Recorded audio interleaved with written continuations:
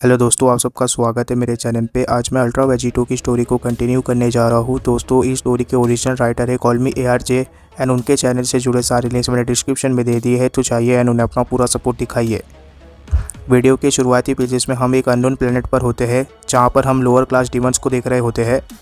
वो lower class demons उस planet के सभी लोगों को मार रहे होते हैं एंड उन्होंने उस जगह को भी पूरी तरीके से बर्बाद कर दिया होता है। वो लोअर क्लास डिमंस बोलते हैं कि जितने दूर भाग सकते हो भाग जाओ तुम कीड़े कहीं के, पर तुम हमसे नहीं बच सकते।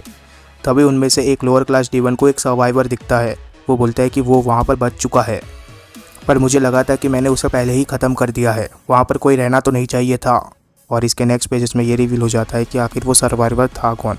वो सर्वाइवर असल में एक छोटा सा बच्चा होता है जो कि रो रहा होता है, और उस छोटे से बच्चे को रोता हुआ देख वो डिमन एकदम से और भी ज़्यादा एग्रेसिव हो जाता है। वो डिमन एकदम से उस बच्चे की तरफ जाने लग जाता है। वो डिमन बोलता है कि एक कमज़ोर मॉडल, बड़ा ही मज़ा आएगा इसे मारने में। और देखते ही देखते वो डिमन काफ़ी ज़्यादा नज़दीक पहुंच जाता है उस बच्चे के, और वो बच्चा भी इस चीज़ को नोटिस कर लेता है। वो डिमन बोलता है कि तुम्हें बहुत जल्द आज़ादी मिलने वाली है इस दर्द से, तुम्हारा ये ख़राब सपना बहुत ही जल्द ख़त्म होने जा रहा है। उस डिमन का साइज़ भी काफ़ी ज़्यादा बढ़ गया रहता है, और वो डिमन एकदम से उस बच्चे को ख़त्म करने वाला होता है। तभी हम देखते हैं कि उस डिमन के गले के पास से कुछ चला गया रहता है, और इसके नेक्स्ट पेजेस में एकदम से उस डिमन का सिर धड़ से अलग हो जाता है। उस डिमन के शरीर के अंदर से काफ़ी ज़्यादा खून निकल रहा होता है, और उस डिमन का सिर एकदम से उस बच्चे के कदमों के नीचे गिरता है। और इसके नेक्स्ट पेजेस में रिवील हो जाता है कि आखिर उस डिमन के ऊपर अटैक किसने किया था। वो था क्रिलिन। क्रिलिन ने अपने डिस्ट्रक्टिव डिश से उस डिमन का सिर धड़ से अलग कर दिया होता है। क्रिलिन बोलता है कि ये अभी भी काम करता है, और क्रिलिन ने एक और डिस्ट्रक्टिव डिश बना लिया होता है अपने हाथ में। क्रिलिन बोलता है कि क्या तुम लोग तैयार हो बाकी के डिमंस मेरे डिस्ट्रक्टिव डिश का स्वाद चखने के लिए। अपने साथी के सिर को धड़ से अलग होता देख एक डिमन बोलता है कि आखिर इस टकले ने किया तो किया क्या अभी। क्रिलिन बोलता है कि लगता है तुम्हें भी ये चाहिए, और अगर तुम्हें ये चाहिए तो तुम आकर ले जाओ। अब वक्त आ चुका है कि तुम इस प्लेनेट के लोगों को अकेला छोड़ दो। और जैसे ही क्रिलिन ऐसा बोलता है, वैसे ही क्रिलिन एकदम से उस अटैक को शूट कर देता है उन डिमंस के ऊपर, और क्रिलिन एक ही बार में सभी डिमंस को हरा देता है।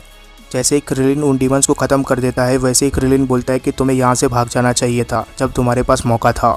लगता है वो छोटा बच्चा भी यही कहीं पर होगा। क्रिलिन बोलता है कि हमने पूरी तरीके से सभी कचरों को साफ़ कर दिया है, और हमें यहाँ पर एक और सर्वाइवल मिल चुका है।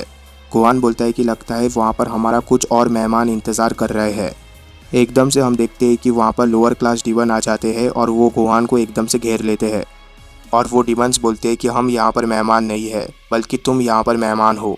गोवान उन डिमंस को देखकर बोलता है कि तुम लोग तो पहले से ज़्यादा ताकतवर बन चुके हो। तुम लोग उन डिमंस से बहुत ज़्यादा ताकतवर हो जिनका सामना मैंने अर्थ में किया था, और इसीलिए मुझे ऐसा लगता है कि मुझे सेंसर बीन की ज़रूरत पड़ेगी तुम लोगों को हराने के लिए।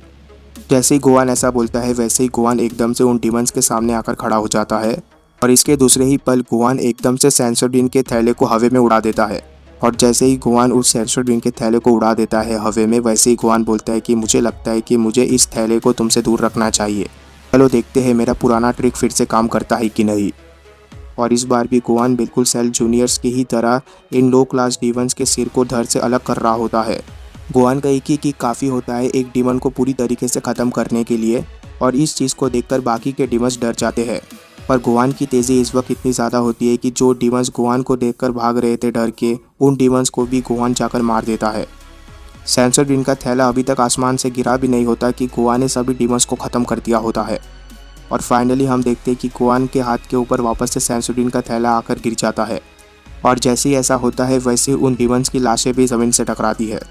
क्रिलिन बोलता है कि बहुत अच्छी बात है, मैंने इस तरीके की चीज़ को मिस नहीं किया, और गोवान मैंने उस बच्चे को बाकी सर्वाइवर तक पहुंचा दिया है। सही में वो लोग तो इतने भी ज़्यादा बुरे नहीं है जितना मैंने सोचा था। तभी गोवान इस चीज़ को सुनकर बोलता है कि हाँ, मैंने तुमसे कभी ये कहा, तुम अपना ज़्यादातर वक्त तो अपने पुलिस के काम में ही बिताते हो, फिर भी तुम जितना समझते हो तुम उससे ज़्यादा ही ताकतवर हो। और वैसे भी प्लेनेट नैमेक पर आए हुए काफ़ी समय बीत चुका है, पर अगर तुम उस टाइम प्लेनेट नैमेक पर आते तो शायद तुम फ्रीज़ा को भी हरा सकते थे, क्योंकि तुम्हारा अभी का करंट पावर लेवल बहुत ज़्यादा है। पर हमें इस चीज़ को भूलना नहीं है कि यहाँ पर और भी ज़्यादा खतरनाक और ताकतवर डिमंस मौजूद होंगे, और जिस तरीके से मिस्टर पिकोलो ने कहा था उनके हिसाब से यहाँ पर या तो एक डिमन किंग होना चाहिए या तो एक डिमन एम्परर होना चाहिए।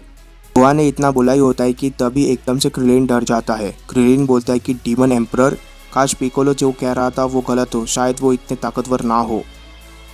तभी क्रिलिन एकदम से हंसने लग जाता है और क्रिलिन बोलता है कि मुझे डरने की कोई ज़रूरत नहीं है क्योंकि मेरे पास तुम हो गोहान।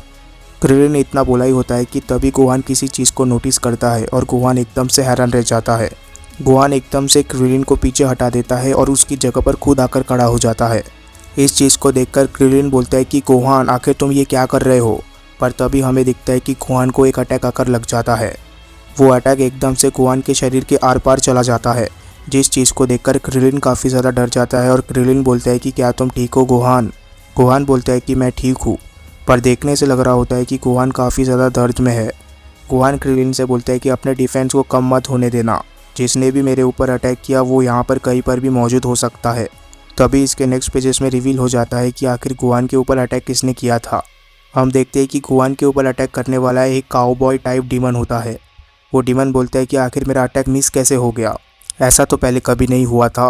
उस डीमन के हाथ में एक गन होता है और उसी गन से उसने अटैक किया हुआ होता है गोहान के ऊपर। वो डीमन बोलता है कि ये तो काफ़ी इंटरेस्टिंग बात है, मेरे अटैक से हिट होने के बावजूद तुम अभी तक खड़े हुए हो और ये पिस्टल मुझे लॉर्ड लूसीफ ने दिया था और उन्होंने मुझे ये कहा था कि ये पिस्टल काफ़ी होगा इन प्लेनेट के लोगों को हराने के लिए, पर तुम अब भी खड़े हुए हो, इसका मतलब है कि तुम इस प्लेनेट के नहीं हो। वैसे ये काफ़ी अच्छी बात है मेरे लिए। तभी गोहान और क्रिलिन को भी वो डीमन एकदम से दिख जाता है। क्रिलिन बोलता है कि वो देखो गोहान, वो रहा वो। गोहान ज़्यादा समय ना बर्बाद करते हुए एकदम से सेंसोरबिन खा लेता है। क्रिलिन इस चीज़ को देखकर बोलता है कि बहुत अच्छा आइडिया था गोहान तुम्हारा। जैसे ही गोहान सेंसोरबिन खाता है वैसे ही गोहान एकदम से ठीक हो जाता है। गोहान को काफ़ी ज़्यादा गुस्सा आ रहा होता है उस डीमन के ऊपर और एकदम से गोहान पावर अप करने लग जाता है, जिस चीज़ को देखकर क्रिलिन को एकदम से गोकू याद आने लग जाता है। क्रिलिन अपने मन के अंदर सोच रहा होता है कि यही तो बात है गोहान, तुम उस डीमन को जाकर दिखा दो कि तुम क्या चीज़ हो। तुम्हारे साथ होने की वजह से मुझे कोई चिंता ही नहीं है। तुम्हारे साथ होना और तुम्हारे डैड के साथ होना दोनों में ही कोई फ़र्क नहीं है। जैसे ही गोहान पावर अप कर लेता है वैसे ही गोहान क्रिलिन से बोलता है कि मुझे इसको हैंडल करने दो और तुम मेरे पीछे का ध्यान रखना कि मेरे ऊपर कोई अटैक ना कर दे, क्योंकि यहाँ पर और भी डीमंस मौजूद हो सकते हैं। जैसे ही गोहान ऐसा बोलता है वैसे ही गोहान एकदम से उस डीमन की तरफ चला जाता है। गोहान एकदम से उस काउबॉय टाइप डीमन के सामने लैंड करता है।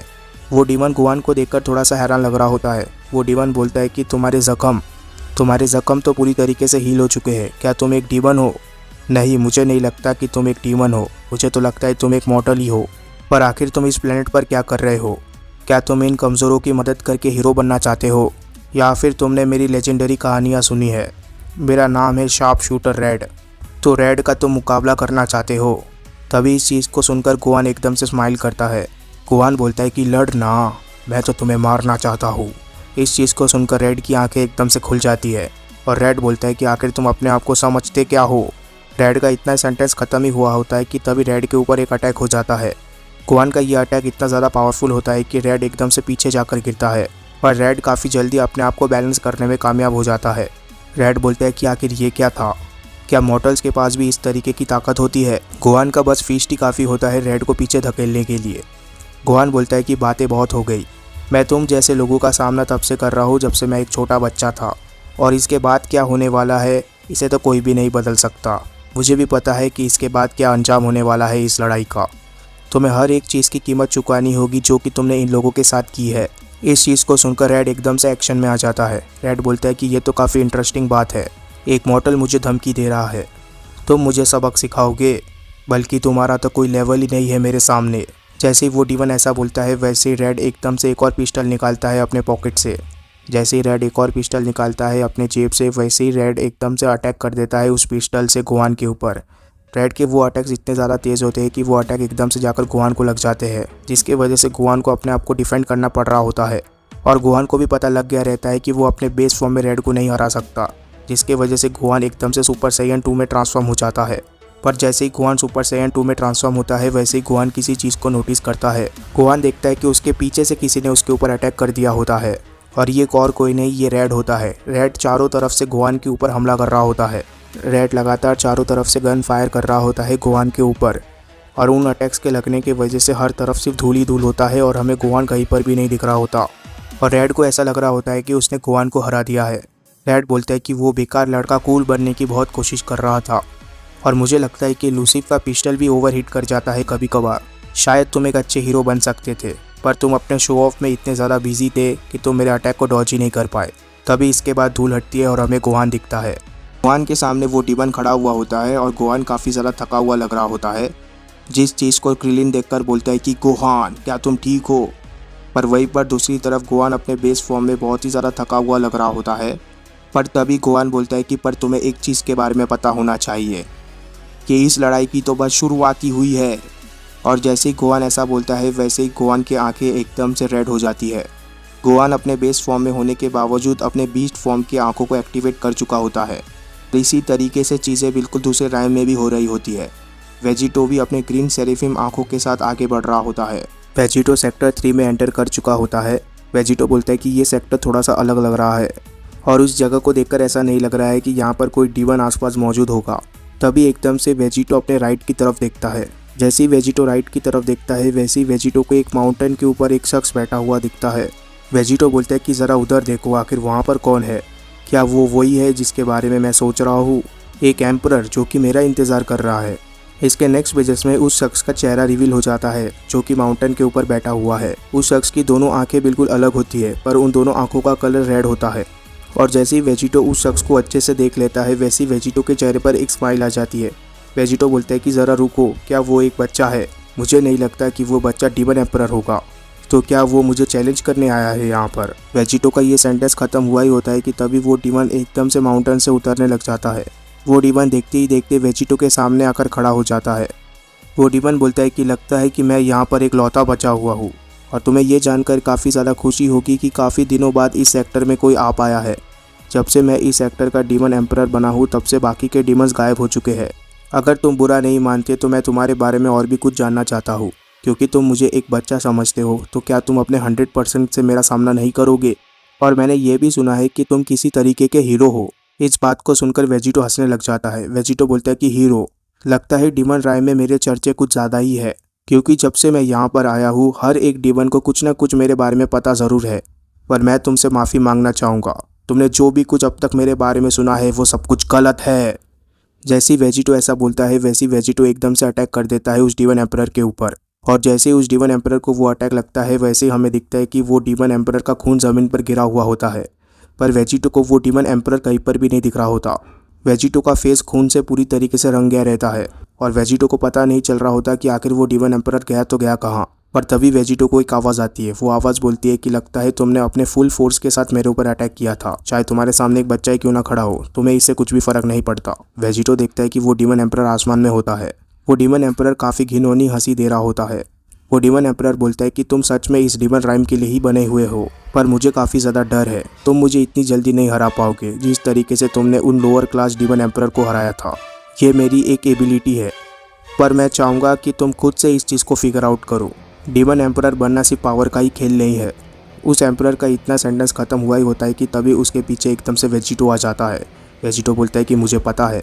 वेजिटो की तेज़ी इतनी ज़्यादा होती है कि वो डिमन एम्परर एकदम से हैरान रह जाता है और इसके दूसरे ही पल वेजिटो एकदम से अटैक कर देता है उस डिमन एम्परर के ऊपर, जिसकी वजह से उस डिमन एम्परर के खून के छींटे चारों तरफ गिर रहे होते हैं। पर उस डिमन एम्परर के खून के छींटे चारों तरफ गिरे ही होते हैं कि तभी वो डिमन एम्परर एकदम से जुड़ने लग जाता है और वो डिमन एम्परर फिर से पहले जैसा हो जाता है।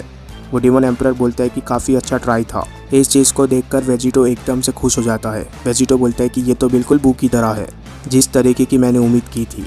जो ताकतवर डिमन्स है उनके पास और भी स्पेशल तरीके की एबिलिटीज़ है और ये तो लगता है बहुत ही जल्दी रीजनरेट कर पाता है अपने आप को, और इस तरीके का पावर बहुत ही ज़्यादा यूज़फुल होगा मेरे लिए। तभी वो डिमन एम्परर एकदम से अपने पॉकेट से एक नाइफ़ निकालता है। वो डिमन बोलता है कि मैं बैट लगा सकता हूँ कि तुम अटैक करके मेरे ऊपर बोर हो चुके होगे और इसीलिए मैं तुम्हारे लिए चीज़ों को और भी ज़्यादा एंटरटेनिंग बनाने जा रहा हूँ। जैसे ही वो डिमन ऐसा बोलता है वैसे ही उस डिमन के शरीर के अंदर कुछ चेंजेस हो रहे होते हैं, जिस चीज़ को वेजिटो नोटिस कर लेता है।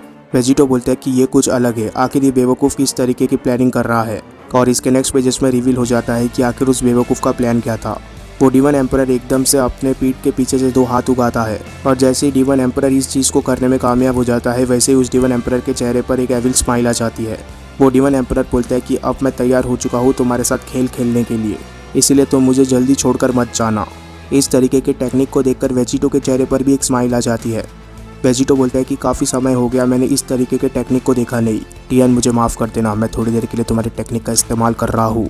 जैसे ही वेजिटो ऐसा बोलता है वैसे ही वेजिटो एकदम से टियन की टेक्निक का इस्तेमाल करने लग जाता है वेजिटो बोलता है कि आओ और मेरा सामना करो बेवकूफ़। हम देखते हैं कि वेजिटो ने भी अपने पीठ के पीछे से 2 आम उगा लिए होते हैं और वेजिटो भी तैयार हो चुका होता है उस डीवन एम्परर का सामना करने के लिए। तो आखिर इस लड़ाई का अंजाम क्या होगा ये हम जानेंगे इसके नेक्स्ट चैप्टर में। तब तक के लिए चैनल को सब्सक्राइब कर देना, वीडियो को लाइक कर देना। Goodbye, take care, thank you.